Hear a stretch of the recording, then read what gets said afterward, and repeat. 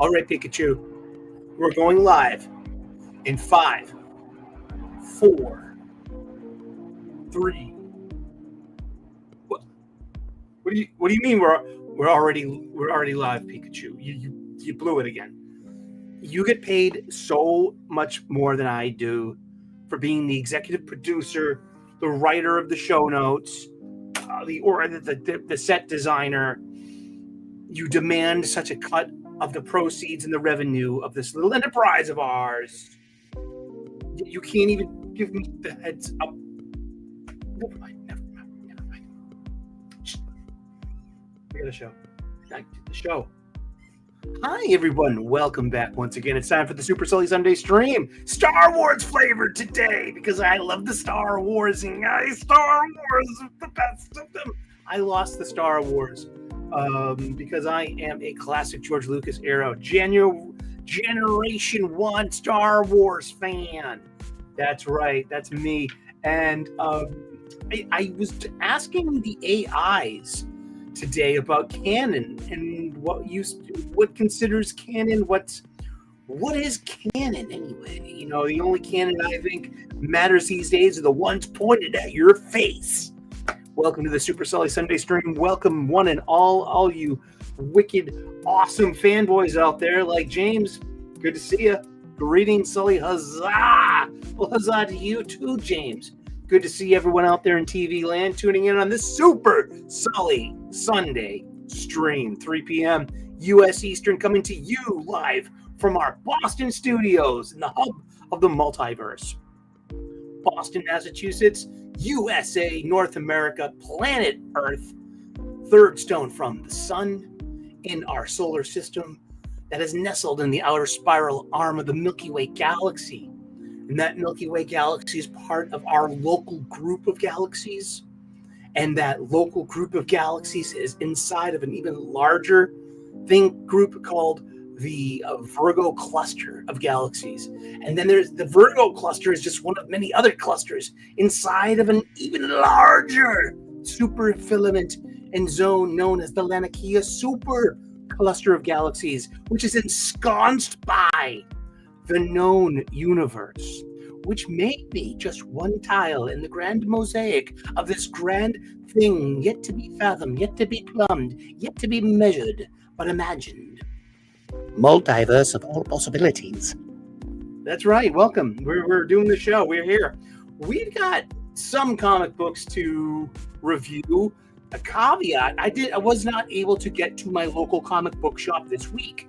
There were only 2 books that were on my pull list. That was $4.99 each or $3.99 each. So it was like, I'll pick them up on next Wednesday. I'll be fine with that. I read them though. The only 2 books that were on my pull list this week were Ram V's The New Gods, which is wrapping up at issue 12. So we should feel blessed and grateful enough to get that. And G.I. Joe Energon Universe, I think it was issue number 9. And once again, focusing on the Major Blood hunting down Baroness and CoverGirl, playing chaperone to Baroness, getting caught up in the intrigue and in the vengeance. And Lane Kramer's out there. Hello, Reverend Sully. Well, hello to you too, Lane Kramer. Good to see you, man. Good to see everyone out there in TV land. We're going to talk a little bit about Star Wars canon and how my spiritual solution is the way. All pun. Seriously, it's a middle path. You let go of anger. It's a big part of it. I know there's a lot of anger involved being a Star Wars fan on either side, because it's just like, it's love is a battlefield, as Pat Benatar sang to us 40 years ago, But I have a solution. I have a way out of it. And it respects both sides. It's not about total war. It's not about total victory. Because it's about letting go of expectations. It's about letting go of anger. And being in balance with the Force, which is, how much more Star Warsy could that be? Lane Kramer says, so after Comics Aficionados yesterday, I ended up removing my sub on Superman, the Kryptonite Spectrum.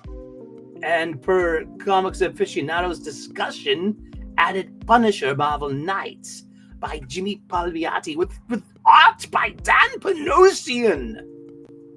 That's going to be good. I'm going to pick that up. Marvel Knights by Jimmy Palmiotti. That's like the Black Panther one. It's called like The World to Come. And then there's also going to be a Punisher Red Band that's written by Ben Percy. So there are going to be 2 Punisher books coming out, both with Frank Castle. Interesting. It seems, though, that the pushback worked on Marvel. Like, hey, like the Punisher is one of your most recognizable, iconic brands out there. That logo sells T-shirts. It sells belt buckles. And that logo makes money. So you're going to bench the moneymaker because of your progressive fees. And then just comes the reality of like, you are running a business. Your allegiance is to the stockholders to make money for the business. Do not bench the moneymaker. Oh, but the people out there are appropriating it, and we believe that there's nuance of that it's being destructive for blah. Fuck off! Oh shit. Okay, cool. It's more than 5 minutes, and I can swear. Fuck, cock, suck. Damn it. I am very much not sure what to read going November and December, since I know I am not gonna get any of the Imperial launching series, and no Age of Failuration for me.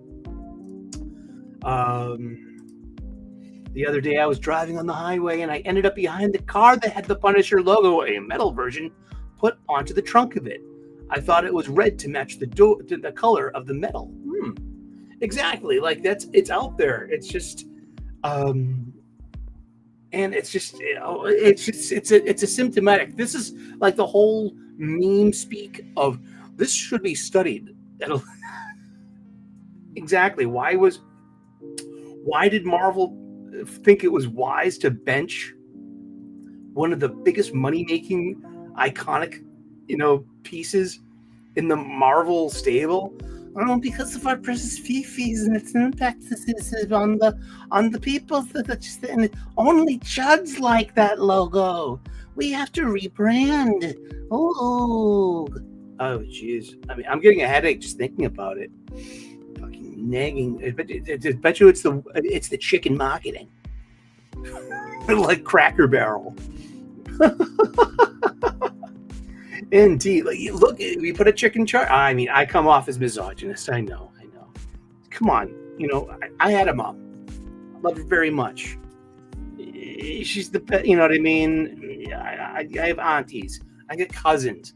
I get friends. I got friends with wives. I got friends with daughters. I got, I get coworkers. I've got guests. I've got clients. You know what I mean? Strangers, people on the T. There are half the population is women. I don't hate all women.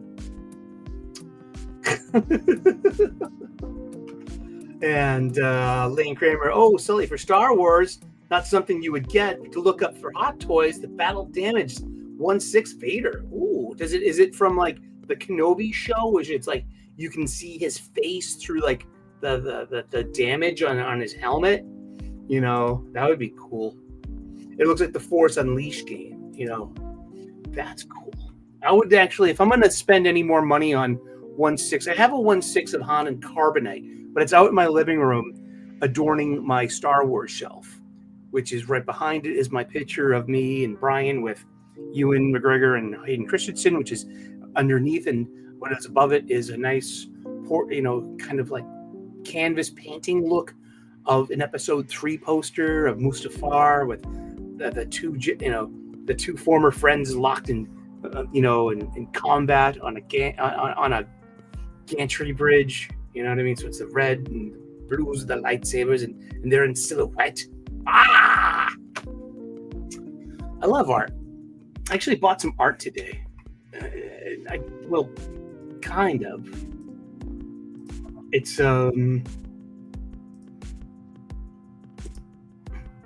here. I got this. The Daughters of Edward Darley Boyd by John Singer Sargent, 1882. They have 4 sisters. And then they have these 2 Chinese huge vases. And it's about light and shadow. Like John Singer Sargent is an American master of the late 19th century. And these are Edward Darley Boyd's daughters. He had 5 children, and these are his 4 girls. And this actually hangs in my city's museum, the Museum of Fine Arts here in Boston, Massachusetts, USA. And it's flanked on either side by by both of these vases, the real vases.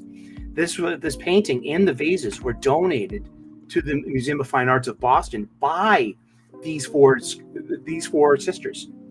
And for me personally, it has a very big personal resounding thing for me. I got it's 15 by 15. It's a print, but it comes in a handsome frame, with a glass front, and ready to hang on the wall. But okay, this reminds me of growing up, and I was raised by my single mom and her 3 Irish sisters. Her older sister, Joanne, and her 2 younger sisters, Debbie and Linda.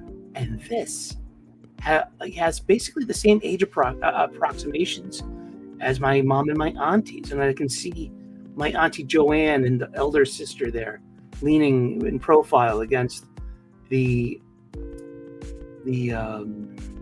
vase there. And then there's the second youngest, my mother, Maureen.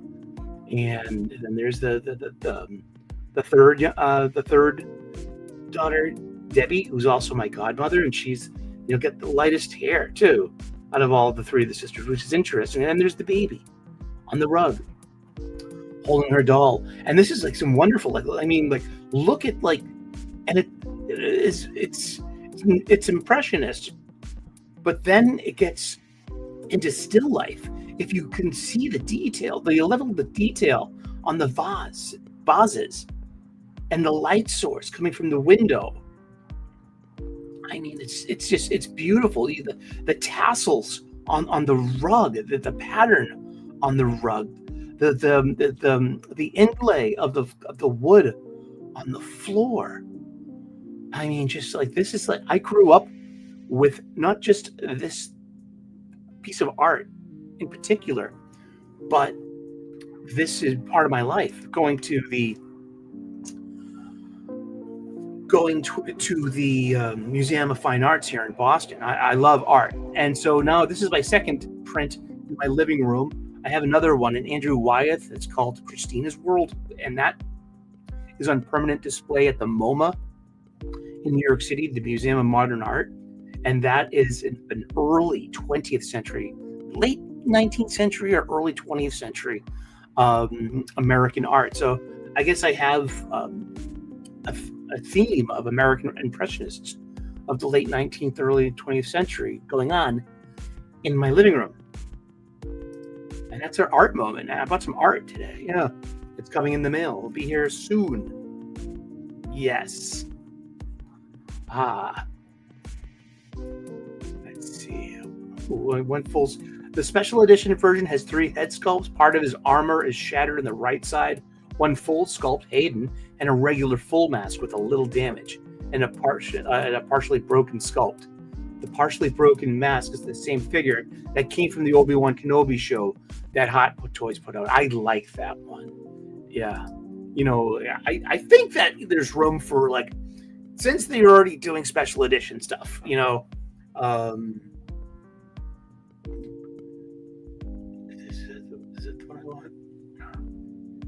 Here we go. I can hear myself getting hot in the mic.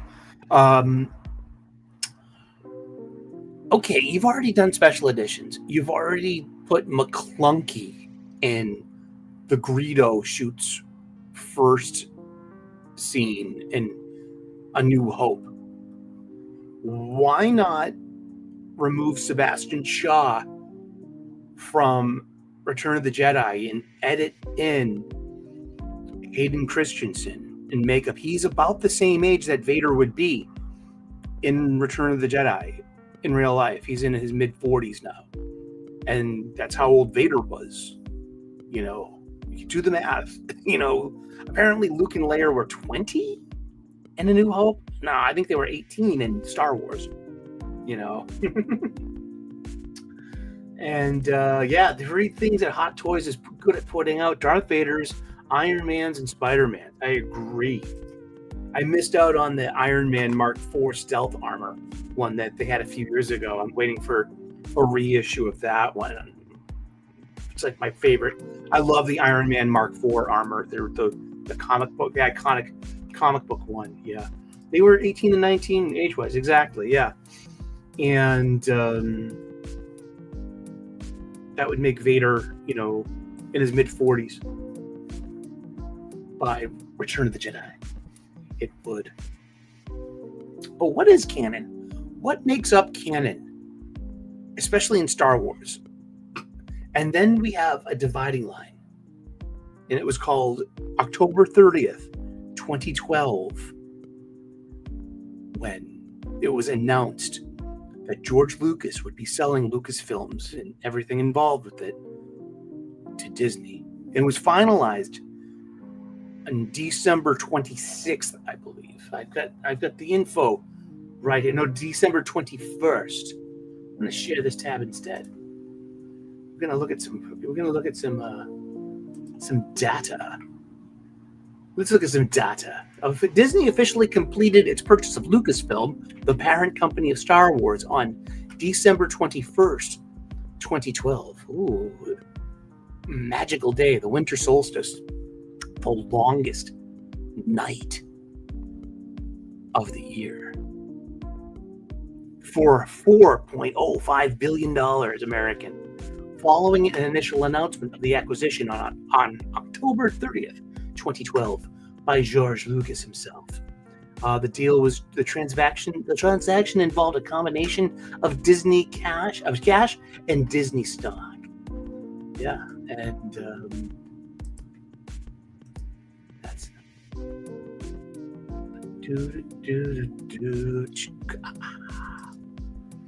Canon has always been flexible in a way, yes, but also there is some rigidity to it. That it has to have some form.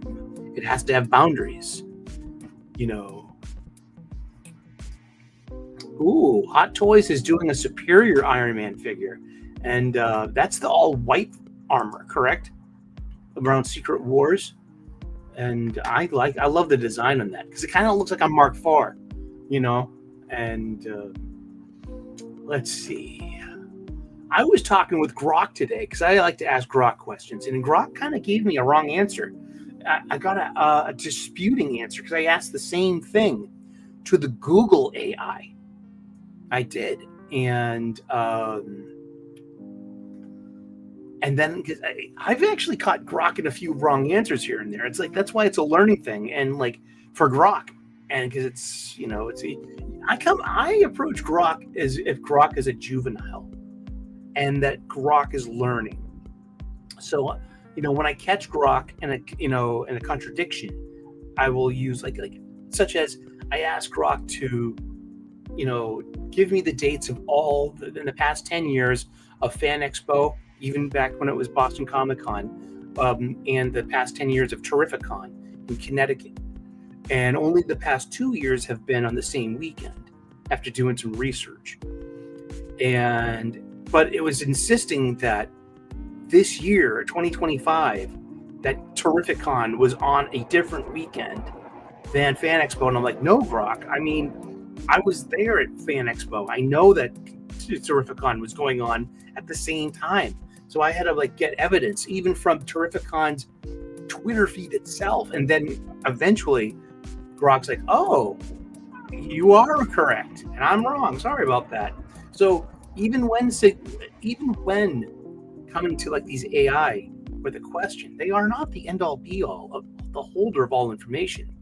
They make mistakes too. And a lot of it is you get really good results when you know how to answer when you know how to ask a very specific question and delineate a few different things. So what I did today, what did I do today? Well, I did this today. I shart myself today to feel of my neighbor's squeal. Hey, Fair Monarch, good to see you. I missed Croc version 3. Is that the racist Croc?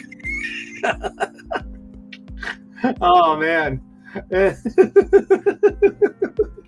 I tell you, I brought up Croc with my progressive lefty friends at a barbecue last week. They treated me like the high school educated, plebeian I am. This is me being silly now. I'm just like, but ask Croc some questions. Ask Croc a question here. I asked Croc, by the most purest of classic Star Wars standards regarding canon, is Knights of the Old Republic considered expanded universe, or is that designation left solely to the Lucas book novels? And by the most pure Star Wars canon standards, as defined by George Lucas's oversight. Now, this is how I grew up, and I knew we had G canon and C canon, and then N canon for non-canon stuff. And then, but let's go down. This was the official canon list, but by the most pure classic Star Wars canon standards, as defined during George Lucas's oversight prior to Disney's acquisition of Lucasfilm in 2014, and that would be in 2012. See, we caught Croc into another, but 2014 was when Lucasfilm put out the edict of canon, of new canon, that the old canon is no longer canon. Expanded universe, which was canon, is now called Legends, and we're going to go with a new canon. And then they go back and they cherry pick the old canon, but that's another argument. The designation of canon is rooted in the hierarchical system established by Lucasfilm's Holocron database, managed by Leland Chee. This system, articulated in the early 2000s, refined over time, categorized Star Wars content into distinct levels of canonicity. G canon, which is George Lucas canon, this was the highest tier, encompassing only the 6 live-action films, episodes 1 through 6, and Lucas's own unpolished notes or direct contributions. It represented his personal vision and was considered the absolute canon. And now I was always G canon, seriously, and I have an appreciation for the newspaper strips, for the Marvel Star Wars comic book, 1977 through 1986 books, 107 issues, 3 annuals. And I had a budding interest and love for the Lucas books new canon, starting with the Dark Horse comic books and with the Lucas books, the Tor novels that were all interrelated in all the video games like Shadows of the Empire. But that would fall under something new called C canon. And now this was before the prequels came out, but we already had these ideas. There was G canon, and G canon did not include the comic books. It did not include the newspaper strips, and it did not include the new comic books. Well, the then new, the Dark Horse comic books, and the novels. It did include. I grew up, because this is where the whole context. This is where I caught Croc, in a fumble about the movie novelizations and the radio plays. But the movie novelizations were always G canon. Mark Howard, how's it going? Good to see you. The weekend is treating me pretty good. I've had a nice laid-back weekend.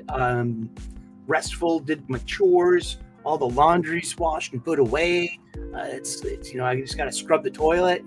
I got one of those disposable Clorox wands now. That's actually really like, whoa, this thing's a game changer.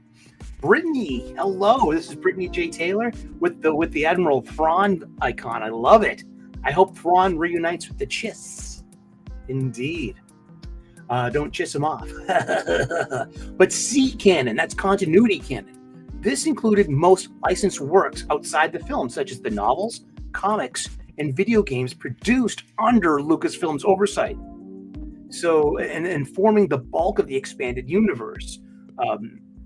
These works were intended to be consistent with the films, but were subject to potential override by Lucas, such as Lucas got the name of the core planet of the seat of government as Coruscant. He got that from the EU, and he brought that into his prequels, starting in 1999 with the Phantom Menace. And but things that George was like, no, my movies are my movies, and the other thing, that's like an alternate universe. S canon is secondary canon. This covered material that was less consistent or more speculative, often derived from early drafts or non-essential spin-offs, and could be superseded by higher tiers, such as, the newspaper strips that chronicled the story between A New Hope and leading up to the opening crawl of Empire Strikes Back. And the Marvel books, which did the same thing, but weren't reprint. The newspaper was not a reprint of the Marvel comics. They were parallel stories, and there was no fitting them together kind of thing. It wasn't like, it's just new. There was no one had to explain it to an 8-year-old or a 10-year-old. It was like, no, we already knew. Like, yeah, they're different. There was no canon argument then. And then there's N canon, non-canon, which included clearly non-canonical works like parodies or what-if scenarios. Seems like Dark Horse's Star Wars Infinities. Like those are what-ifs where you change an inciting incident in one of each of the movies.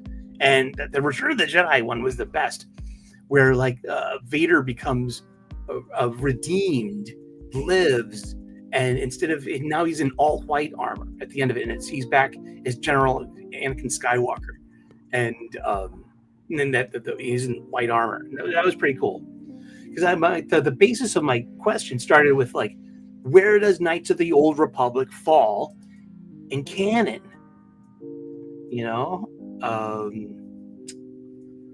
Hey, Dwayne Muth, how's it going? Good to see you. I love Dark Empire.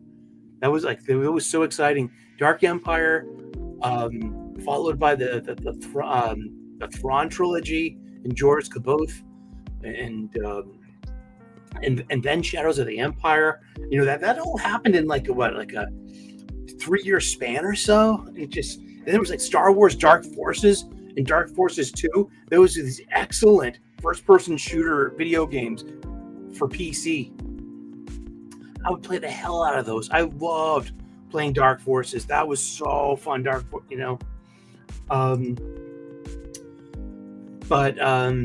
Knights of the Old Republic, 2003, and then its follow-up, Knights of the Old Republic, the Sith years. It was 2004. But before Disney's rebranding, Knights of the Old Republic was considered part of the expanded universe's C canon, the continuity canon. And so the expanded universe is C canon. It is not G canon. And as much as I appreciated it and it would occasionally, dip my toe into these stories, I didn't read every single one of them.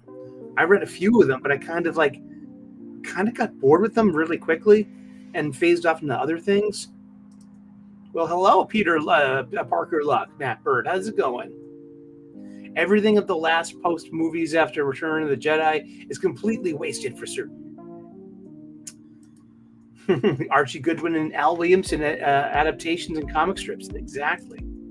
I love the old newspaper strips. I'm still looking for the IDW books. There was a 3-volume that keeps It's newspaper strip. It's on a rectangle on its side. Yeah, Marvel has. I got them too. It's 2 volumes, the newspaper strips. But it's when Dark Horse re-released those in the early '90s. They reformatted the panels to fit a comic book page, so they're not done in traditional daily strips of like 3 panels, the 3 or 4 panel beats, and then the Sunday page. I would love to read. I want the IDWs because I read those Star Wars in the daily paper. I did. Yeah, I mean, but I'm not gonna extol the sequels. But what I'm gonna do though, I'm gonna give it room. I'm gonna keep them separated. I think of someone like Star Wars Theory, someone who I met, someone who I really like and admire, but he's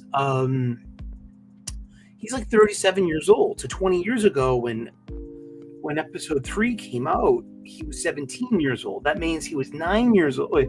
No, he was 3. He was 11 years old when Episode 1 came out. He was a kid, So this person grew up with the prequels. That was like, this is the generational thing. So Star Wars Theory has a lot of leeway when it comes to Disney Star Wars, and he gets such an unfortunate amount of shit from mutuals and old hardcore Star Wars fans calling him a simp and a shill for Disney. And I'm like, oh, come on, man. The guy's just he's of a certain age, And one thing too, like when I'm at Boston Fan Expo 2 weeks ago, getting my Obi-Wan and Anakin picture with Ewan McGregor and Hayden Christensen, there were so many young people in their early 20s dressed up as Anakin and Padme to come and get their photo with Obi-Wan and Anakin. And it was just like, where were they 20 years ago? They were infants. Where were they 10 years ago when Force Awakens came out? They were like teenagers. They were like tweens. They were entering teenagehood. And the torch is passed, and it goes on. It should. But let's get back to this canon thing. After Disney's Lucas post 2014 rebranding after Disney's acquisitions, Lucasfilm declared the entire pre-2014 expanded universe, including Knights of the Old Republic, as Star Wars Legends, rendering it non-canon to the new continuity, which now includes the films, the Clone Wars animated series, and all post-2014 content. This shift separated KOTOR from the current canon, though its cultural impact persists and a remake is in development, which I heard got dropped, hinting at potential reintegration of Old Republic elements. Conclusion: under the purest classic Star Wars canon standards, Knights of the Old Republic is unequivocally part of the expanded universe, classified as C canon, and not a designation reserved solely for Lucas Books novels. The EU is a multimedia endeavor, and KOTOR's place within it reflects its status as a licensed, continuity-respecting expansion of the Star Wars saga, distinct from Lucas's film-centric G canon. And then I asked a follow-up question, because this is the good thing about talking to Grok. I mean, give Grok a juicy, detailed answer, and you'll get a juicy, detailed question. You'll get a juicy, detailed answer. So give me the most gatekeeping, detailed list of criteria for G canon, please, dear Grocky. I like calling him Grocky. As a 52-year-old Generation 1 fan, I was under the presumption G canon includes the 6 movie novelizations and the radio plays. The holiday special is G canon? Question mark. What is the status of G canon in the Disney era? Does it still exist, or was it nullified by the 2014 new canon edict? Wouldn't it be better considered as D canon? Get it? I made that up. Did I just coin that? So I'm willing to go this far. Anything after 2014, that's D canon, Disney canon. That's Disney canon. It's separate from G canon, the authentic, real Star Wars of George Lucas. which is also separate of C canon, continuity canon. Maybe we'll call it EU canon from now on. Well, yeah, who knows? But C canon is that the old EU continuity with an EU was the entire kit and caboodle of LucasArts and Lucas Books, and because of 2014 they developed something called Lucas Story Group, which was supposed to have kept track of every single little thing to make sure everything fits, and they've really failed miserably in 11 years as well. Matt Martin, Pablo Hidalgo, Leland Chi, all of them. Sorry, I need a sip of water.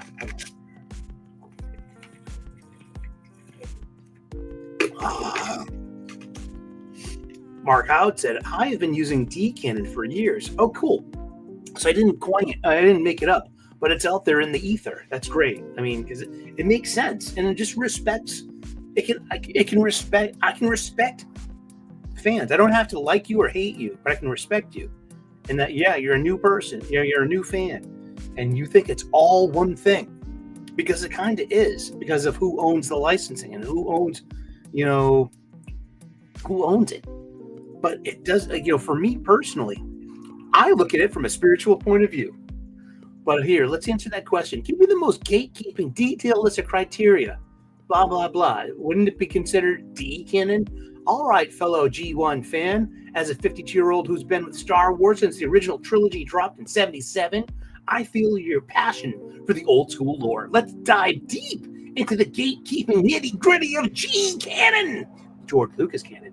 Based on the purest, most stringent classic standards, address your presumptions about the novelizations, radio plays, and the holiday special, and then tackle its status in the Disney area. Buckle up. This is going to be a detailed ride. G canon is defined by Lucasfilm's internal holocron database under Leland Chi stewardship and rooted in George Lucas's own statements, e.g. Star Wars Insider issue 23 from 1994 and various interviews, is the gold standard of Star Wars canon. Here's the most gatekeeping, purest list of criteria. Direct creation and oversight by Lucas. The live action feature films, of this, only the 6 films, and they're theatrical or Lucas approved editions, the 2004 DVD releases with his edits qualified. The special editions 1997 and onward are included as G canon because Lucas deemed him his definitive vision, overriding earlier cuts. And I don't have to like that or hate it to respect that. You know what I mean? I reject it. I reject the special editions. I don't watch them. I take no joy in watching special editions. I watch the original versions when I occasion to watch Star Wars. Like when I set up my living room and my TV and my couch, the first thing I watched was Star Wars. It was the 1977 original Star Wars from my 2004 DVD in the bonus disc. It's the last time it was available for retail sale.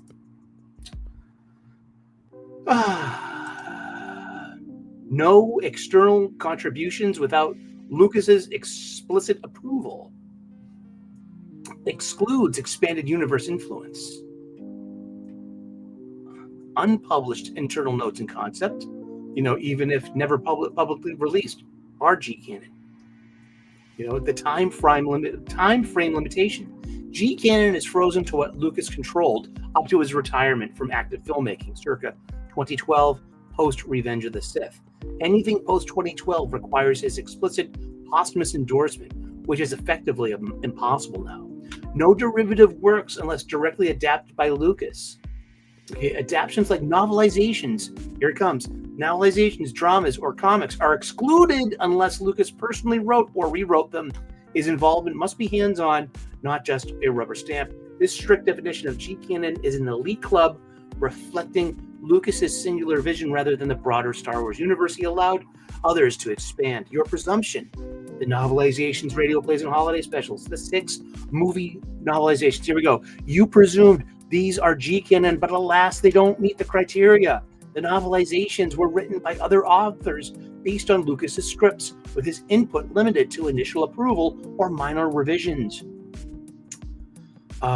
They are part of the EU not G canon. Sorry, Gen 1 heart, your nostalgia takes a hit here. Radio plays, they are enriching, but not G canon.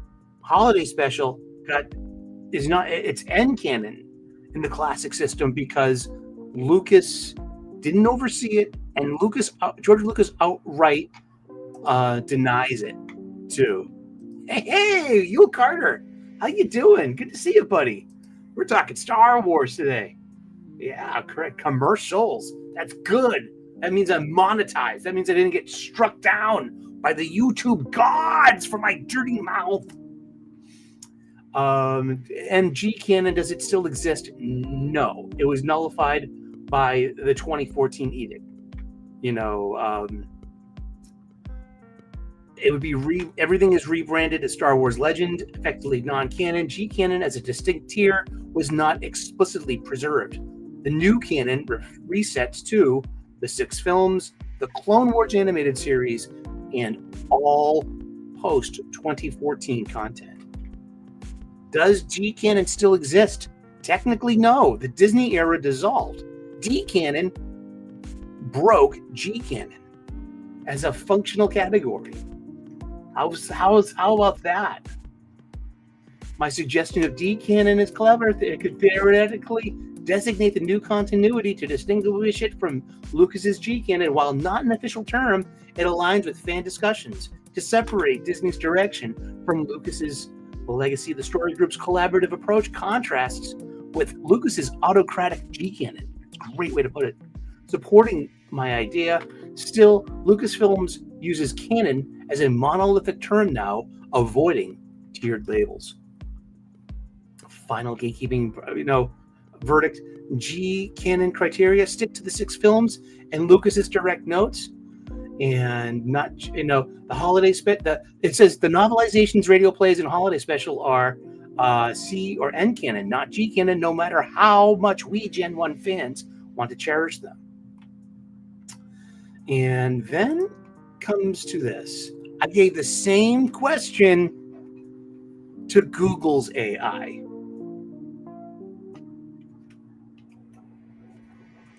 All right.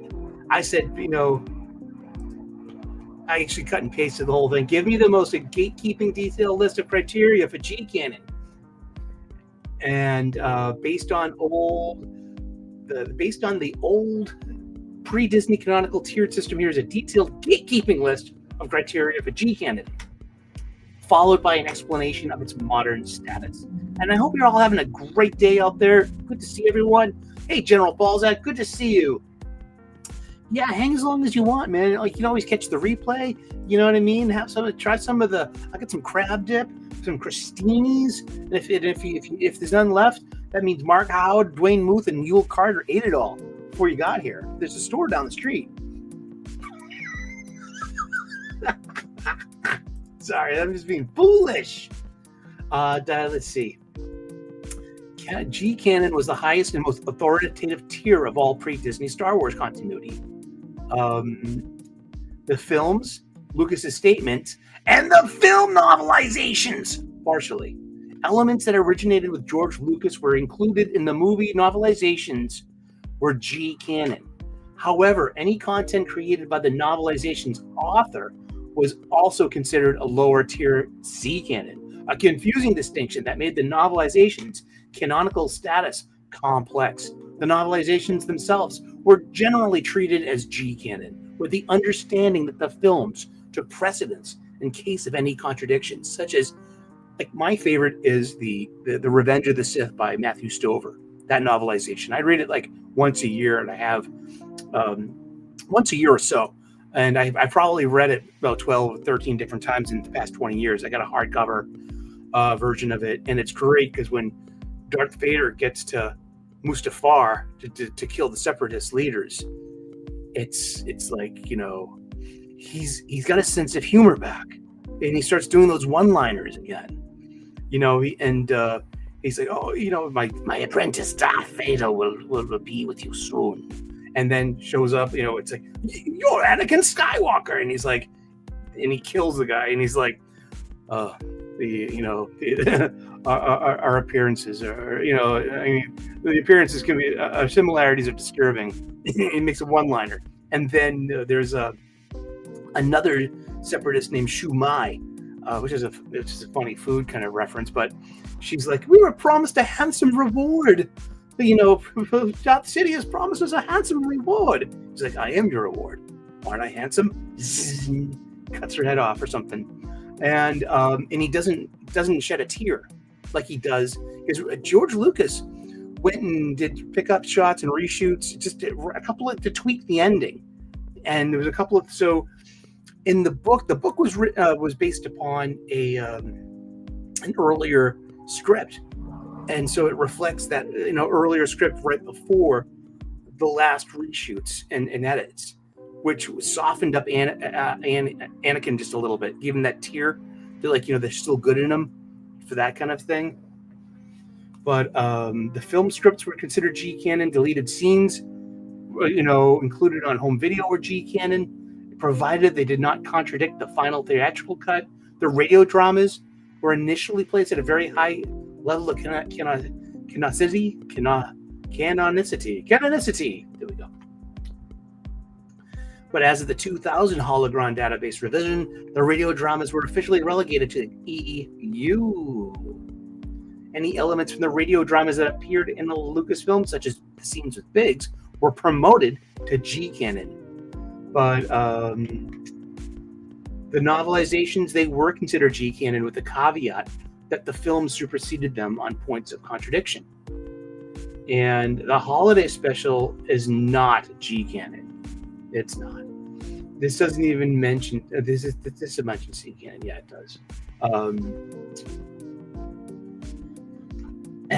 So I caught Grok in a bit of a bind on that one.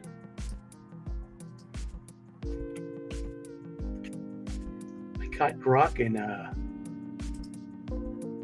let's share this tab instead. Let's see. I quoted that quote from the novelizations themselves were treated as G canon. Let's see. What did I say? It's like, yet the Google AI gave a different answer than you, dear Grokky, about the G canon of the movie novelizations. They say yes, you say no. Who am I supposed to believe now? Let's double check in my earliest response. I confirmed that novelizations were part of G canon, and the novelizations were themselves. I quoted. Oh yeah, that quote from the Google AI matches what I said earlier. Sure. But then I quoted Grok from way earlier in the conversation, and where he said, "You presumed that these were G canon, but they don't meet the criteria." He's like, "Sorry, G and Gen 1 Heart, your nostalgia takes a hit here, Grok."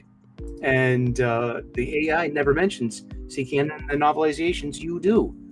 And then Grok says, upon double checking Wikipedia and Leland Chee's statements, the 6 movie novelizations were indeed G canon in the Lucas era. And isn't that funny? That Grok is fallible. Grok is very fallible. Hey, good to see you, Mo. How are you?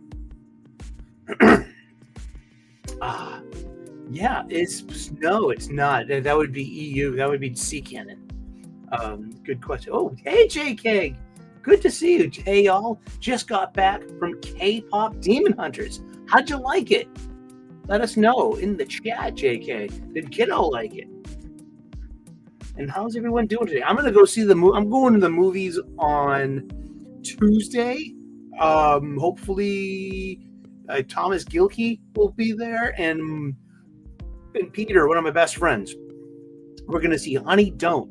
It's directed by Ethan Cohen, starring Margaret Qualley and Audrey Plaza and Chris Evans and and one of the guys from It's Always Sunny. And I love Coen Brothers movies, and its running time is 1 hour and 29 minutes. And I'm like, that's perfect. That's 90 minutes, including credits. I mean, that's 3 succinct. One of my favorite all-time movies is Fargo. and that was directed by Joel Cohen, but it's always Joel and Ethan. That, you know, because back then you can only have one director before the 21st century, when the Oscars were a little revised. Oh. It was fun. We made it all the way through. Went to first showing, so it wasn't packed, but other showings are sold out. They even added showings. Oh, cool. I heard, Dylan liked that, I think. Dylan on the show. But yeah, I mean, there we go. And so, okay, to finish up about the spiritual solution for all this canon malarkey. Okay, I believe I'm going to take a cue from in real life religious traditions. Specifically, maybe the schism between Judaism and Christianity. It's not a fair, and it's not an unfair or direct comparison. It's just a framework. It's a reference. It's not a direct comparison. I'm not saying that, like, oh, all Canon people are like Jewish folk, while all Disney people are like Christians. But I kind of do want to say that, but I don't, because I don't want to insult anyone. It's not about. So it's loosely based on that. Can we loosely base it on that? So I'm thinking that, 2012, that there's our dividing line. Ends all canon, and a new canon begins. But still, we have, the old stuff. And I'm like, we're the Orthodox people, and now there are different levels of orthodoxy through, like, reform almost, and that's more of Judaism. There's Orthodox. There's like there are three major strains of Judaism. There's Orthodox, conservative, and reform. And so, like, Orthodox, you have your Hasidic Jews with, like, with the hats and the sideburns. It sounds terribly stereotypical, but it's more of like, it's kind of spot on. Then there are conservative, temples, and then who have relaxed standards, and then comes reform, where you can have, like, female rabbis, and maybe even like, I don't know how people play with kosher, which is a dietary thing. Like, can you not keep kosher and still be a Reformed Jew? I have no idea. I'm not. I grew up Catholic. And then comes then comes 33 AD, and then comes the Christian church after that, and the Christian faith and Christians. And that, like, and then there was a generation of Christians before the church that built the church, and then came the church after that, and especially after Rome made it the official, religion, and then came the Orthodox, the Eastern Orthodox, in Constantinople, and then came, and it's all of this stuff. It's turtles all the way down. But I'm just, like I said, it's not a direct fair and unfair comparison. It's not a comparison. It's a nebulous point of reference, just to give it some form, to give it some structure. I don't want to insult anybody by, like, comparing Star Wars to their individual religious faith. That can be disrespectful. I'm not going to do that. But what I do want to say is that I do have a spiritual solution to this, and it is called D canon, Disney canon. And I am G canon from way back in the day. I enjoy the C canon. I also enjoy the S and the N canon too. Sure, why not? I kind of don't enjoy the D canon. There's some stuff about it that, you know what I mean? It's not much. Like, the last 20 minutes of Rogue One are pretty good. People are completely tell me to, tune into Andor. I mean, it's like some of the best television on television in a Star Wars skin. I could, maybe I'll watch it one of these days. I would like to catch the Obi-Wan show, maybe. I've never watched the Mando. There's a part of me that does want to check out the Acolyte. Why not? I mean, I think that lightsaber fight with the stranger, just wiping out the Jedi like that. That looked like a pretty fun fight. I love a lightsaber duel. Yeah, exactly. like, and then you get to it's like canon. It's like I am the real fan, or I am the real faithful. I don't lose any sleep on canon. Right? Exactly. I mean, somehow D-Canon has returned. Exactly. But yeah, it's like so I can respect D-Canon. I mean, like those are your beliefs. I don't have to share your beliefs, but I can respect them. Same thing with progressive people. Same thing with conservative Republican people. I don't share your beliefs, but I know you have this belief, and I respect you. And I respect that you have this belief, and I like you as a person.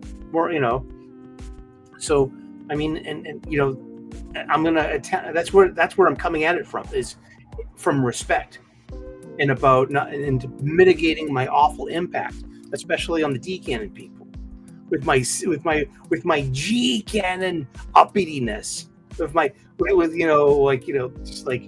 my sad devotion to that ancient religion, and but I mean, because it's Star Wars, it's a big galaxy. And it's not far away at all. It's right here, right now. And how we treat each other matters a lot. And how much fun are we having? Don't concentrate on what's not giving you fun. I'm serious, and I love it too that this has been an ongoing conversation for 40 years about canon, about the levels of canon, G-Canon. I knew about G-Canon when I was a kid. Like the G-Canon. That argument predates the Dark Horse comics and the Lucas books, and I'm so glad that I've been like a proponent, and I've fought for the preservation of the movie novelizations remaining G canon. What's up, Jason Fox? Good to see you. Welcome. It's good to see people out there, and thank you so much, everyone, for tuning in. Oh, what's this? Same for me and Sound of the Music. No showing in your area. Aww. I love the Sound of Music. Oh, I am 14 going on to the future. Yeah. But yeah, that's about it that's Star Wars and the spiritual solution, a middle path of non-attachment. I'm letting go of my attachment, or I have let go of my attachment to like anger. Of being pissed off at Disney fans. If they want to be smug jerks, then let them.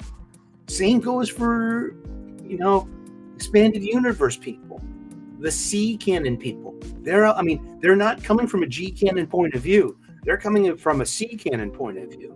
And they're always talking about, the Disney is trying to break canon. Disney's trying to ruin canon. Disney can't ruin canon. They cannot.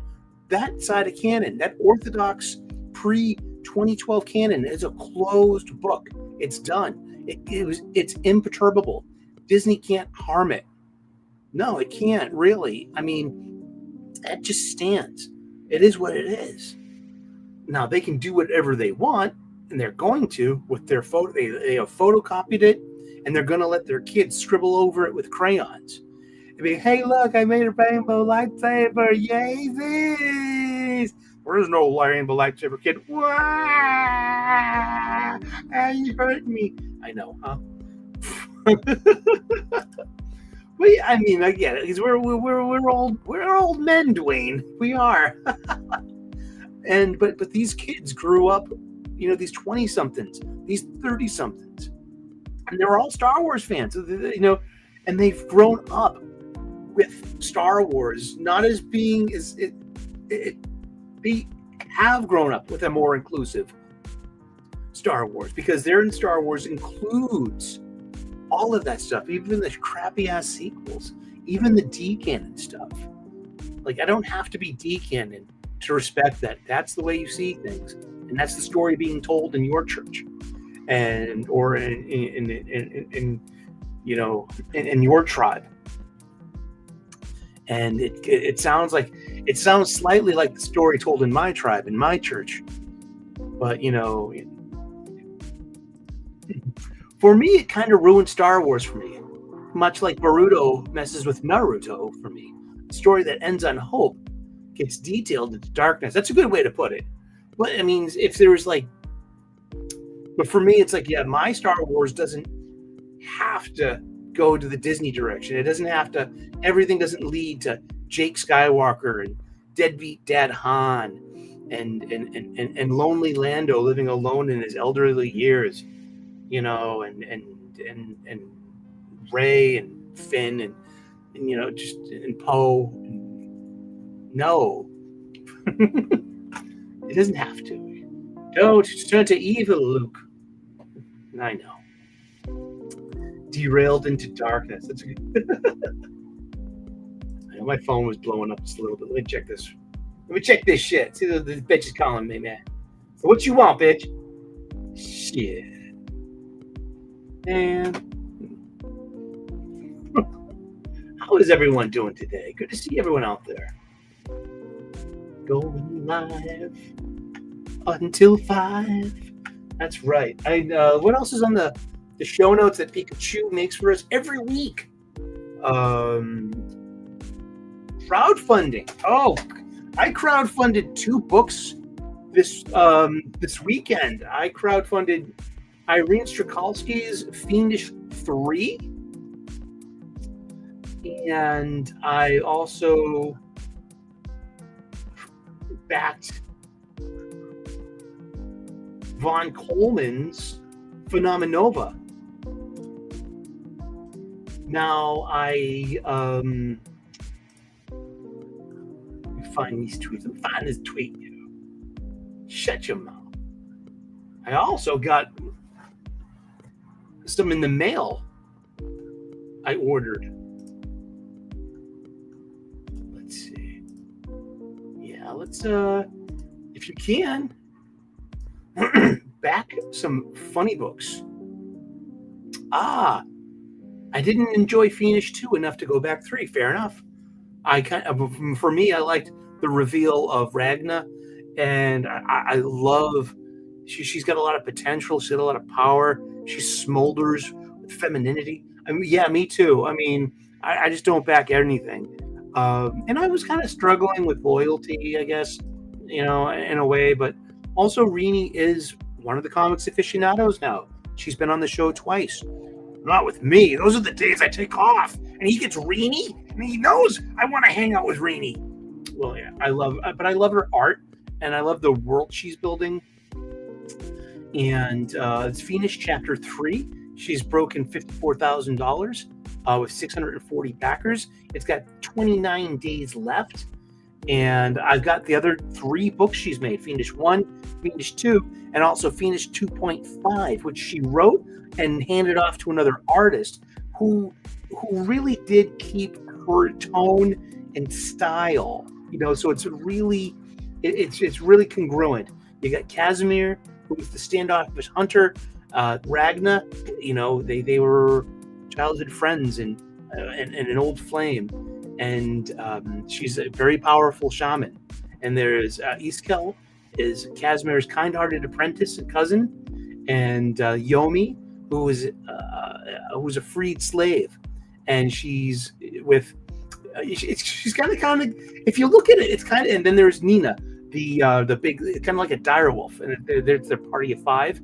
It kind of reminds me of something like Outlaw Star or a Cowboy Bebop, with the dynamic, the 2 guys, the older guy, wily veteran with his younger apprentice, the headstrong, powerful, woman, and then the younger girl who could be. It reminds me of Radical Edward or Aisha Clan of the Katarl in Outlaw Star, if you remember that one. And I really enjoyed it, and I ended up getting, because it's on the. Oh, is it gone already? Oh, it was only for the. Where is it? Wow, I got the dark cover, and yeah, this one here, the first and last day only. So it went into its 30-day. So I got it yesterday on its last day. So I got this one in the center, the dark cover, I like, what can I say? I like a variant cover, I think the coloring is what threw me off. I found it kind of muddy. I get you. I like just the attention to detail, especially like I usually don't like fantasy stuff. I'm more of a science fiction kind of person, but I really dig the heck out of, and I like Rainey. I simp for Rainey. I'll say it. I think she's cute. I think she's awesome, but it was also just the way she just kind of like. I understand the Comicsgate drama stuff, and sometimes those boys play too hard, and she got a lot of shit from John Malin, and it turned into bad blood. And I always figured that John Malin was only giving her shit because that was like oblique respect coming from him. You know what I mean? I could be wrong, but also I just got a feeling if Malin didn't respect Rainey's work. You know what I mean? He wouldn't have said one word to her. But she left behind Ethan's side of Comicsgate, and she's doing her own thing and let her. You know what I mean? So, but it's like it's like her finish one went into triple digits because she was on Ethan's show, and so all just Ethan Van Sciver's Comicsgate crowd, picked up on it, and we'll pick up books. I'm part of that crowd in a way, and so her for Fiendish 3, there was a huge drop off from this. So it's like $54,000, right? I'm not counting anyone's money. I'm not picking on anyone. I'm not saying, oh, look at this. I'm not one bit. No. Is there a red band edition? JK, come on. I expect that kind of treatment from Wes and the boys. I don't know. She's half Chinese. She's half Taiwanese. She's half Polish. I love Polish girls and I love Chinese girls. I would love to meet her, and maybe someday I will. And that's about it. You know what I mean? But I don't want to come off as a creep, giving ick, and I also don't want to come off like I'm going like any kind of derogatory thing. Like, dude, that's still a good amount of money to make. Being a self-publisher, because also you have to, fulfill this stuff too. Not only do you have to write it, you have to draw it. She's also, coloring it as well. Last time I heard, I think, and she's also doing a Chinese version of it as well, and that's really good. So I'm happy to support her, and also I supported today. I've been on Comics Aficionados with him twice. The 26-year-old Firebrand, Von Coleman. He's a good kid. He was Comicsgate too until the Rainey Pierre Berg split, and he decided to go with Rainey and Pierre Berg, the artist formerly known as Narwhal, and do their own thing. So, and things got a little polarized in the Comicsgate culture war, the culture civil war. Seriously. So I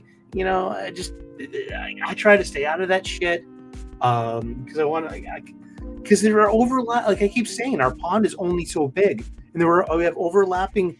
Our circles overlap everywhere, man. It really does. Sure, I know. Let's put it this way: I love EVS. I really do. I'm a big fan of his art and his comics. And if the live chat wasn't paying him to do this, if it didn't make money, I don't think he'd do it. And that's it. But overall, I still watch him. I still watch Jack's show. That's my side. That's what I do. And but Phenomenova. But yeah, Von's been on Comics Aficionados with me twice, and he's a good kid. He really is. He went to Emerson College here in Boston. He's a film student. So I'm really interested in his cinematic eye, because the visual storytelling, a movie, before it's produced, it's broken down into storyboards, which are basically comic book panels, telling sequential art, telling the story. And so I'm really interested. So he's writing this and he's drawing it and inking it. And I got the 3-pack. that's going to catch me up. He's got an extra jumbo king size issue 1, and he's got 2 more normal sized issues 2 and 3. And issue 3 will be out ready to distribute by December of 2025. He's only $201 away from breaking 5 figures. And I would love for everyone out there, if you want to take a chance on an independent artist, give Vaughn Coleman a chance. Like I said, he's a good kid. He's 26 years old. And then I have my panel mate, Dylan. He was a great guy. I got to hang out with him in Dallas. He's 27. And these are the young people that we have successfully passed the torch to. These are I had the best time talking comics with Vaughn, because he's catching up on all of these years of comics that led up to him. But he is a comic book fan in his own right. And he's a pretty darn good artist too. This is his line art. Let's look at this trailer he made. We call ourselves Phenomenova. Yesterday, the Stormbearers, a deadly group of mercenaries, took control of a nuclear reactor. Before we arrived on the scene, Galvanite, a superpowered team. I hope I don't get a copyright strike for this. I'm going to pause it every couple of seconds. Teenage boy attempted to stop them. He failed. His story ended there that day. Ours began shortly after. Today, I sift through the memories of that day. I will put the pieces together, and we will bring those responsible to justice.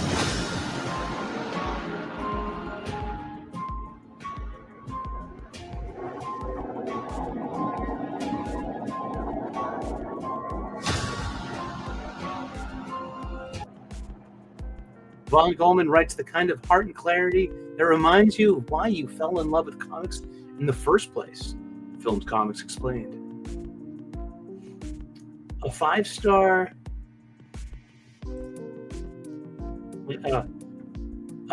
must-buy for fans of indie comics and superheroes by John Douglas.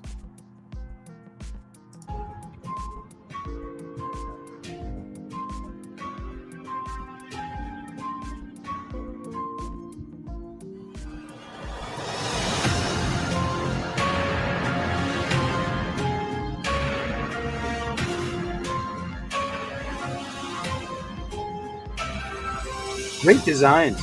Nice art.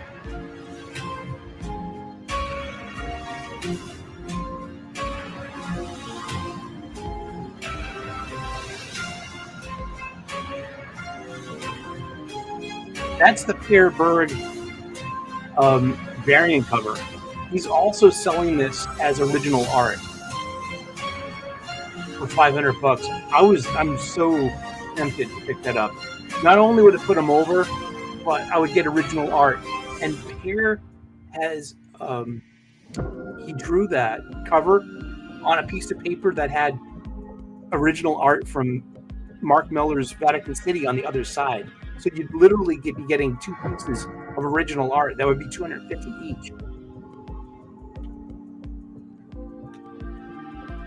And that, I hope I don't get copyright struck for that. But but yeah, I picked this up today, so check it out. It's Phenomenova by Vaughn Coleman, and also check out Fiendish 3 by Irene Strakalski. She's super cute. She's super sweet. But she's a super good artist, too, with a really interesting story that she's developing. And I've been here from the ground level, and, and I'm glad that I didn't chicken out and just, be like, well,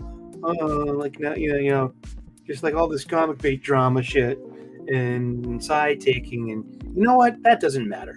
It really does it? I don't think so. If you like it, pick it up.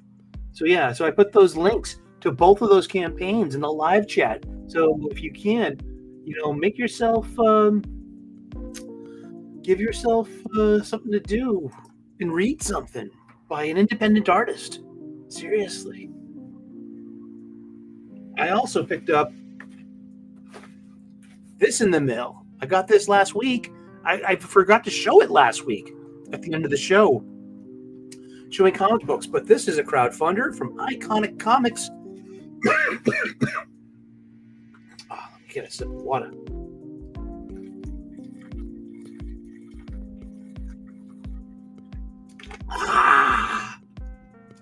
Ain't that cool? Woof! What's in the box? What's in the box? Let's have an unboxing. It's already unboxed. Shut up!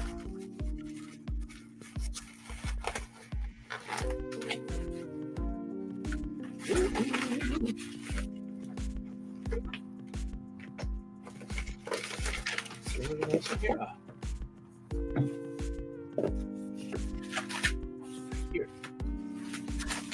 Hi. And this fulfilled pretty quickly. I have everything leading up to this. This is issues 5 and 6 of Eric Canette's Arc Athena, and I got a variant cover.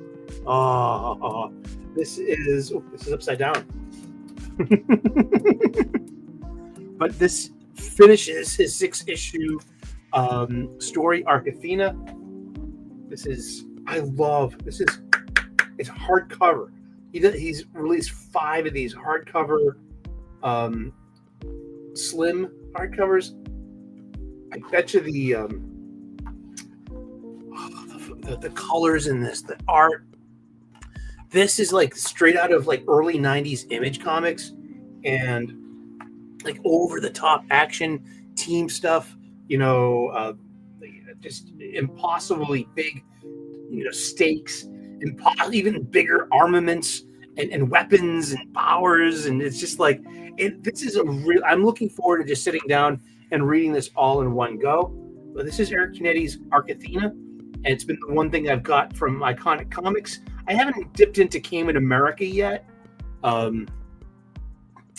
Again, Iconic Comics at odds with Ethan Van Sciver's Comicsgate. But hey, I mean, that's what they call conflict marketing, and drama sells. Well, it kind of does. It gets interest. It gets clicks. It gets people noticed. I, for one, could live with less drama in my life, and I do. It takes yourself recognizing it, because what you inhale, you exhale. No, you don't really. That's what you eat fuels you. What comes in is is what you become.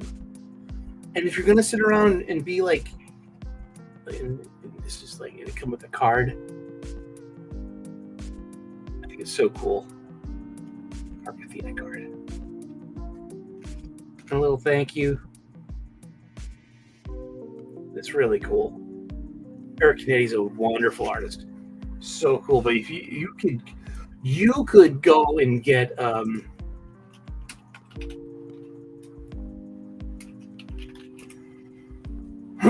the Arc Athena series here. I'll put that link here as well on our spotlight on crowdfunded independent comics. Comics done and are really, really good comics by really good artists. They all 3 of these artists have written their own stories, and these are self-published. And it's just, and as a publication, this really turns me on, man. I mean, just like I love binding, I love covers, I love paperweight, I love art, I love coloring. This is a complete package. Eric Canette, once again, also a comics aficionado. I've been on the show with him once, but before I got on the show, Eric Canette was a regular panel member on Wes's show. And if you go back and watch any of the old stuff, you'll see Eric, just all over the place there, man.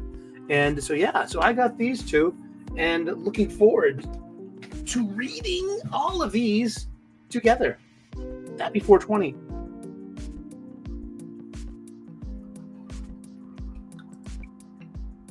Physical media. Let's get physical, physical. I want to get physical. Let's take a physical.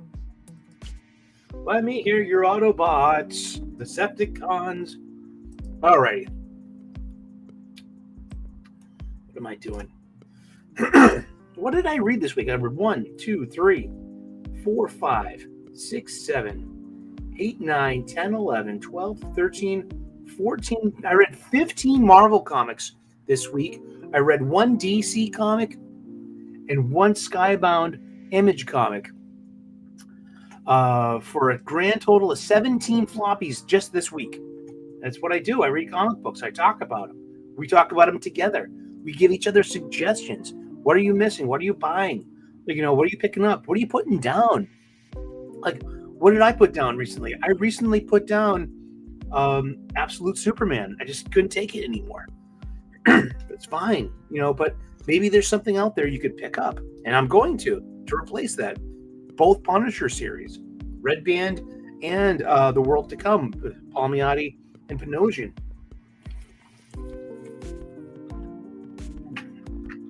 If I was into Sword and Shields, and I would be getting Conan. I mean, I hope no one's forgotten about Jim Zub's Conan over on Titan Press, because that remains consistently, month per month, an impressive comic book. Also coming soon, coming back to us, is Ghost Machine's Rook Exodus with issue 7. They took a quick hiatus so Jason Fabok could, keep up with the art demands. That sometimes these are quality products. These are what we really, really want. A-list writers with A-list artists. And you know what? Sometimes you need to have a little elbow room in order to produce this stuff and make sure it's top quality. Like, I almost put down Spider-Man Wolverine because Kari Andrews didn't do the last issue, but he's doing the next 2. It's a 6-issue mini, and I'm like, well, one pickup, by a fill-in artist. Okay, not like not really what I wanted, but whatever. Yeah, that's Ducky, by the way. Ducky. Ducky was my original puppet friend. When my mom passed away, I was like going through stuff, and I'm like, holy shit, Ducky? Ducky, is that you? Yeah, it's Ducky. Ducky's been with me all my life. Sorry. Thank you so much. Don't mean to cough in your ear. Or did I? So yeah, check out any of those. But yeah, like I said, just Von Coleman is only, is so close to breaking 5 figures. He's got 7 days to go on his Kickstarter campaign. And totally, I hope I can help spread the word out there and help get him. Maybe I just want to push him over. Well, somebody did. He's up to 9,867 as he's $133 away from breaking 10 figures. I'm gonna keep an eye on this. Hopefully we as a show, tell him Sully sent you. Wouldn't that be cool? This week we had New Gods number 9 by Ram V. It's okay. It's wrapping up at issue 12. It's playing with the whole Darkseid is dead. Darkseid is dead, but with his energy, he's created the absolute universe. So Darkseid will return, and eventually he has to. That's his story arc, is the New Gods. It's all about death and rebirth. Same thing with the Marvel gods, like the Asgardians. G.I. Joe number 7 this week. Is that it? Sorry. Was it G.I. Joe number 10? It was G.I. Joe number 10. New Gods number 9. But G.I. Joe Energon Universe number 10. It was written by Joshua Williamson, art by Andrea Milana. And it's Baroness versus CoverGirl in a pit match. and it was really cool. And there's some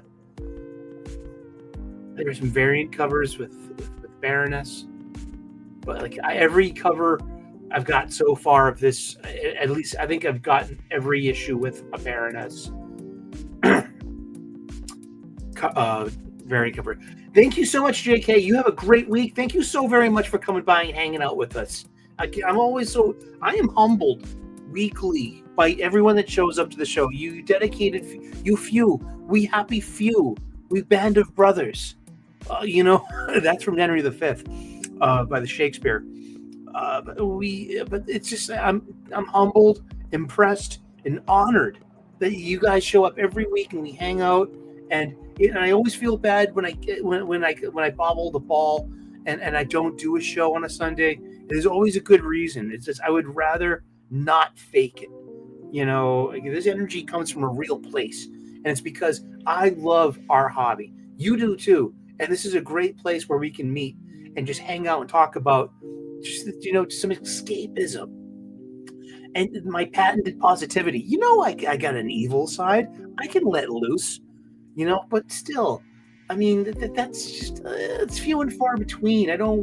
That's not the driving force behind this channel, or just there's plenty of outrage out there, and I don't want to tune into that, because what you put into you is what you become, and I don't want to be bitter and outragey. I would rather, I want excitement, I want fun, I want entertainment, I want escapism, and that's and sometimes you have to sift through a lot of bad stuff to get to it. But at least I'm, blessed and grateful that I'm in a review culture, that I get access to like all these Marvel comics every week. And thank you so much. Seriously. So we have all new Spider-Gwen, the Ghost Spider, written by Stephanie Phillips. It's an interesting issue number 1. It picks up where the last one went, where the last one stopped, addressing the status quo of Spider-Gwen, the Ghost Spider, what she's done, like her power set, what she's done with her. There's no explanation. It's like she brought her father with her to Earth 616. They're originally from Earth 65. So Captain Stacy got his old job back. How? It's never explained. All of a sudden, Captain Stacy's alive again on Earth 616, and he's a policeman. And it's like, I have no idea what's going on. But let me tell you, it goes on. There's a simple thing in storytelling, especially what happens in the first act of any kind of movie.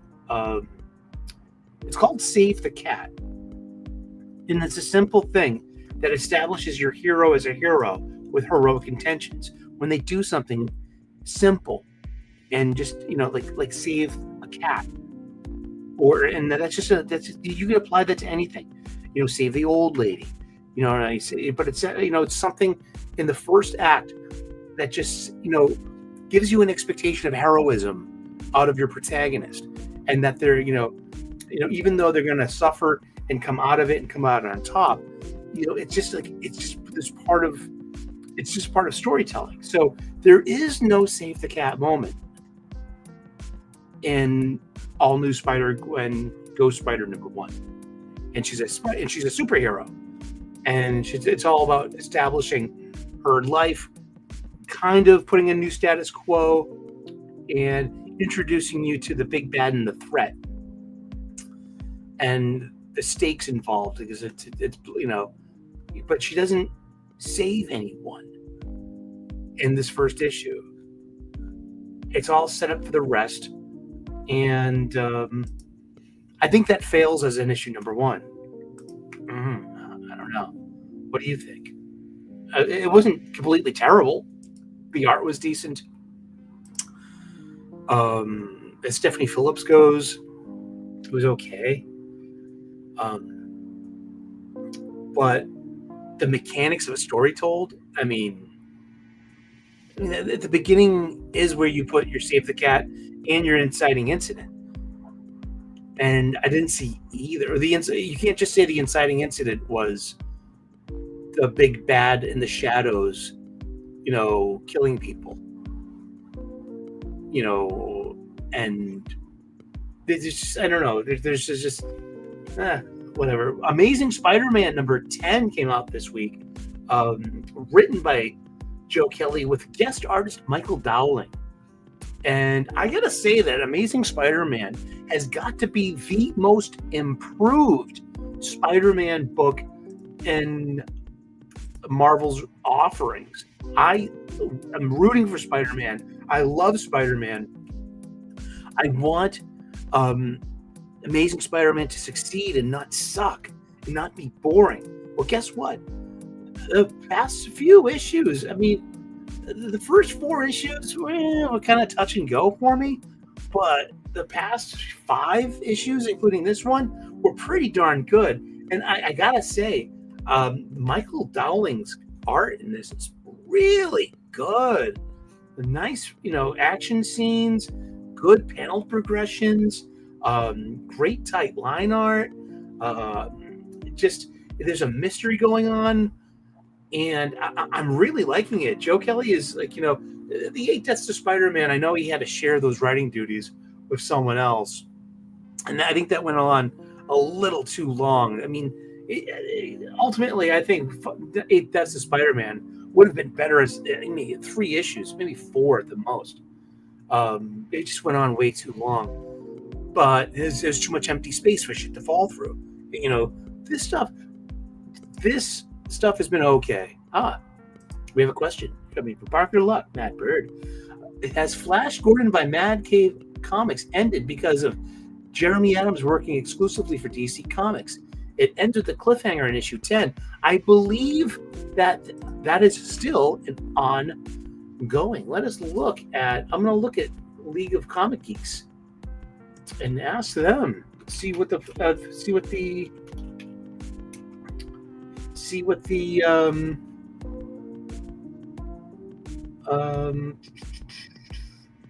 gotta find the dates on these things.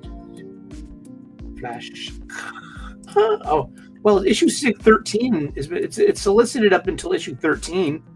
So Flash Gordon 11 is solicited for September 3rd. Flash Gordon number 12, October 15th, and Flash Gordon 13 is for November 19th, my birthday. And it's, art by Will Conrad. Cover art by Will Conrad.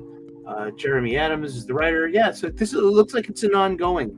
And solicits only go 3 months in advance. So good news. I believe that Flash Gordon will keep on keeping on. Maybe he grandfathered that and be like, hey, I'm still working on Flash Gordon. Can I still do that? Yeah, sure. Why not? Just as long as you don't work for Marvel. Yes, it did. But it will come back. It'll snap back. I have faith.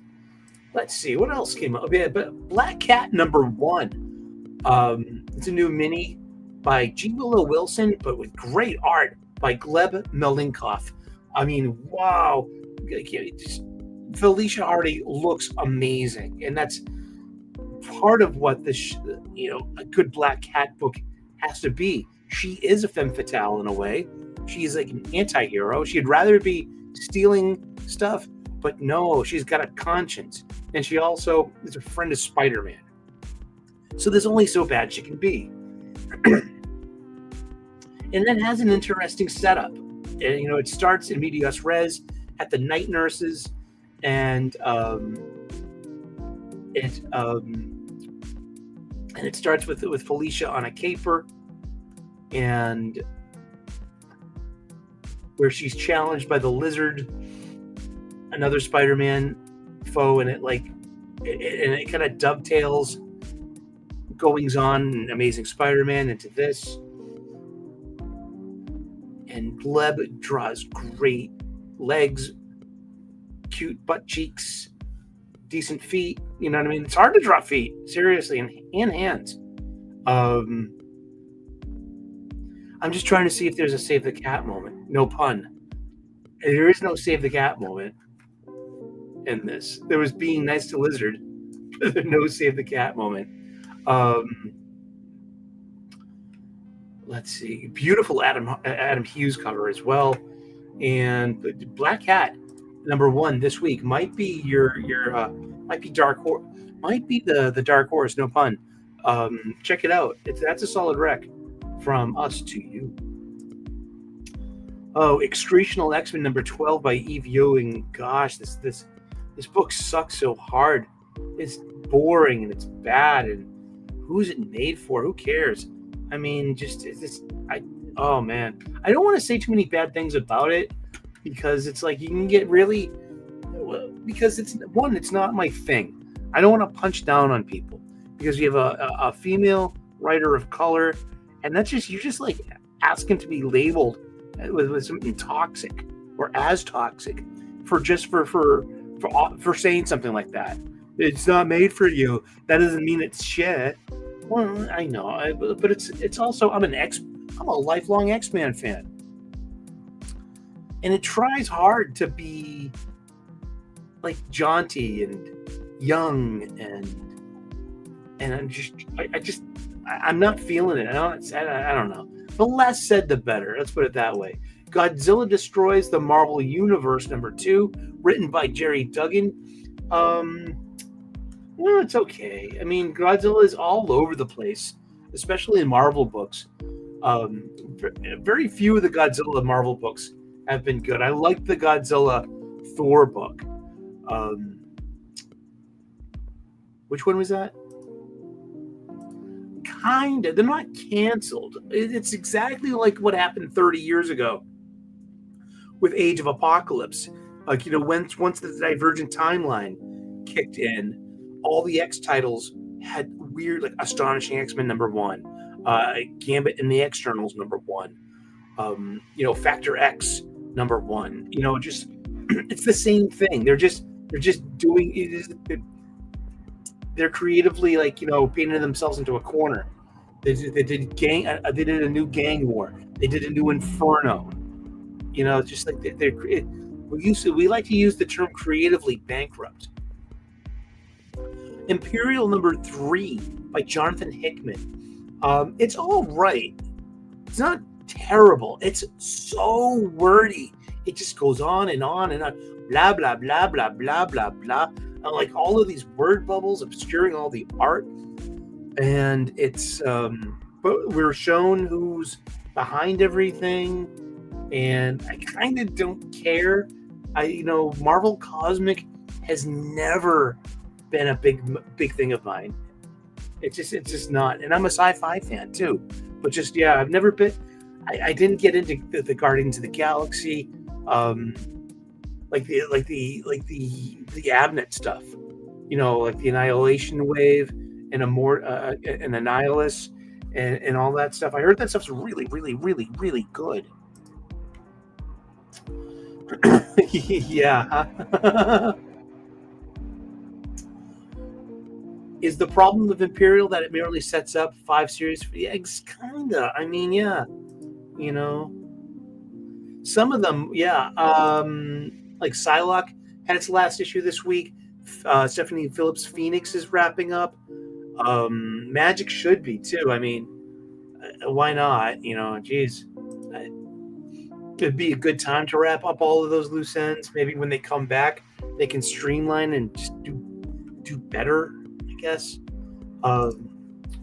Matt Bird says, but Black Cat doesn't like Superman's civilian side of Peter Parker, and right now, I don't blame her for that. Do you? Not really, I guess. Storm is an interesting book because it ain't bad.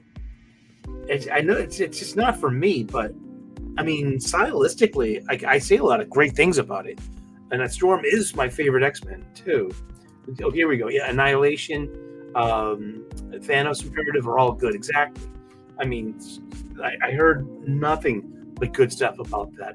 Like, what was that? Like, Iron Man and his God Killer armor? Was that it? Like, it was like Iron Man in outer space. Like, I thought that was a really great design. I love Iron Man armors. What else did we read this week? Oh, this was so much fun. Marvel All on One, The Thing versus the Marvel Universe. My friends at Comics Aficionados gave me a rash of shit for liking this because of Ryan North's story. But I'm a fan of fun in a funny book. I think that art can elevate a mediocre story into a good comic book. You know, oh, that's a good question. To Serve Man, the one with Charles Bronson and Elizabeth Montgomery, but the Ersatz Adam and Eve. The Minuet, the one with Robert Duvall and the Dollhouse. Love that one. Of course, the Burgess Meredith, the one with with the broken glasses. That was like my first taste of real irony as a small child. Like when I got irony in a story, like oh wow. What else? It'll come to me. Dwayne Muth said, I had a lot of fun. I had fun reading All in One. I did too, yeah.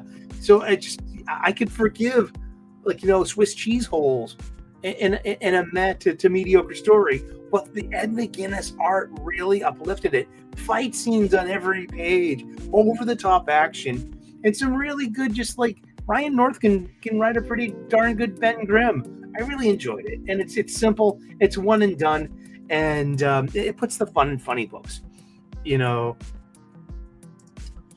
Joe Kelly really wants to hook Spider-Man and Black Cat. Why not? I mean, he's of an age, I'm of an age where I'm pre-MJ. I'm like, when I got into ASM, it was, Black Cat was, Peter's interest, and it was like the first time he's trying to reform her and stuff. That's great, Why not? Let's see. It's 55 pages long. And it's a $7.99 book, but it's pretty much worth it. Check it out. It's a lot of comic book. There's New Avengers #3 by Stan Humphries. It's like they're slowly getting the team together. They got the Hulk, and now it's like I'm a big fan of Philip Kennedy Johnson's Hulk with Nick Klein and company. So now that we got Hulk going on in Imperial. And tonally, he's transformed into Hulk, and it's Banner in control, which is not what's going on in Hulk's own book. And then we got Hulk being used by Sam Humphries over here in New Avengers, and it's more in line with how Philip Kennedy Johnson's handling Hulk over on Incredible Hulk. Yet still, it's kind of like it's like that Wolverine thing. How does he find time to be in all of these different books at the same time? Well, that's comic book magic, I guess. You don't get too lost in that. Lane Kramer's got a question. A question for you, Sully. If we ever saw Selena Kyle eventually in her own book with a female character for at least one storyline, say Ico, that would preclude her being shown with Batman. If we ever saw Selena Kyle eventually in her own book with a female character for at least more than one story, would that preclude her from being shown with Batman? Kind of don't get it, man. Like everything, it's like time-wise, like everything happening all at once. Like, how does this all fit into continuity? Like, romantically, okay. Let's see. I'm curious, since Doc has said before, he feels once you see a character that's okay. Yeah. The whole, yeah. She's single. Meaning Selena. And same for Felicia, because Felicia was doing that too because it's trendy. Yay. Well, yeah. I mean, yeah. And that's a good book. They had Brubaker stuff too. That was some really. Those are some good. That's some good shit. Like when Black Mask got Selena's sister and brother-in-law, and makes Selena's sister eat her husband.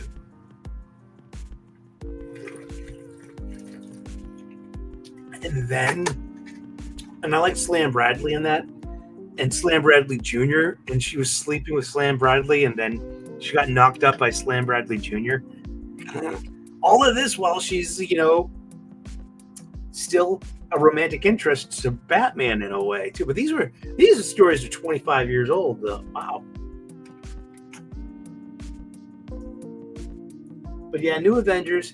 Sure. It's team building, wheels spinning. Yeah, sure. I think it's just out there to have corporate syzygy with the Thunderbolts asterisk movie.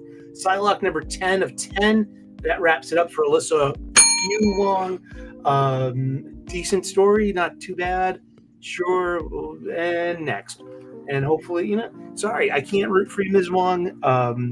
You blocked me on Twitter with no direct, I think it's because I was thinking about it today and talking to someone about Shang-Chi and about someone made the correlation with Shang-Chi was basically a version of Marvel Bruce Lee as inspiration. And I'm like, well, that makes sense because Bronze Age Shang-Chi was half white. His mom was Caucasian, and Bruce Lee is a quarter Dutch.